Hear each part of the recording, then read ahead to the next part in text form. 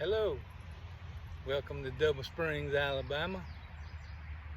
I'm Joe Young, the camp commander of the Lieutenant General S.D. Lee Caledonia Rifles Camp 2140 in Caledonia, Mississippi. I'm here in Double Springs, Alabama at the beautiful Rock Creek Cemetery. Rock Creek Baptist Church is in the distance behind me. I'm here with my closest Confederate ancestor at his gravesite, Private Wiley Young, Company C, Alabama Cavalry, and records also indicate he was with Company G at some point. He was born October 7th, 1844, and died in 1889. He died a relatively young man at approximately 45 years old. I'm sure that the stresses and possible injuries of the war contributed to his short lifespan.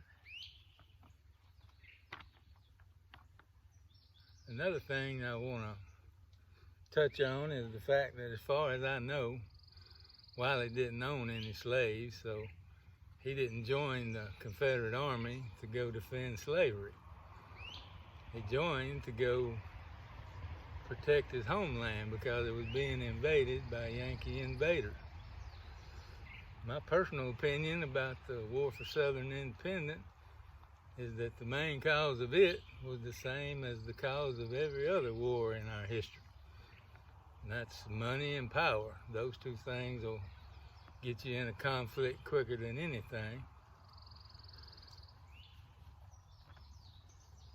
Private Young served in the 7th Alabama Cavalry, and I wanted to give you just a little bit of history of what part they played in the War for Southern Independence.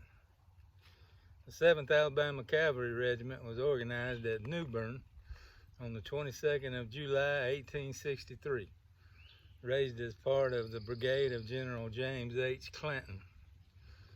Recruits came from Greene, Montgomery, Pickens, Randolph, and Shelby County. They were ordered to Pollard. The regiment remained in that vicinity for nearly a year. In the fall of 1864, the 7th reported to General Nathan Bedford Forrest at Corinth, Mississippi, and were reassigned to Rucker Brigade. They took part in the raid on Johnsonville and was engaged in the fighting as General John Bell Hood moved up to Nashville. The 7th also bore the brunt of the night attack of the enemy at Brentwood, suffering severely and killed and wounded. During Hood's retreat, the regiment fought daily and nightly, repelling the repeated assaults of the enemy swarm of cavalry. When the 7th reached Corinth, only 64 rank and file effectives were left of the 350 which it began the campaign with. After recruiting a few weeks, the regiment joined General Abraham Buford at Montevallo, 300 strong. They were ordered to West Florida.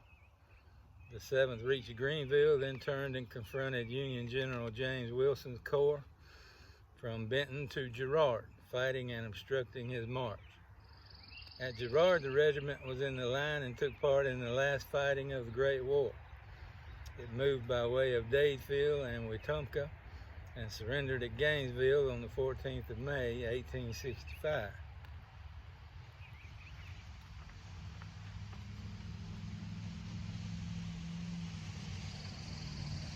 Wiley Young enlisted, as early as we can tell, February 11th, 1863, at Pollard, Alabama, by Captain A.H. Bright, paroled at Selma, Alabama, June 1865, by William R. Marshall, Colonel, 7th Minnesota Volunteers, commanding post. Got a picture of what Rucker Brigade's flag looked like. Give you a chance to check that out.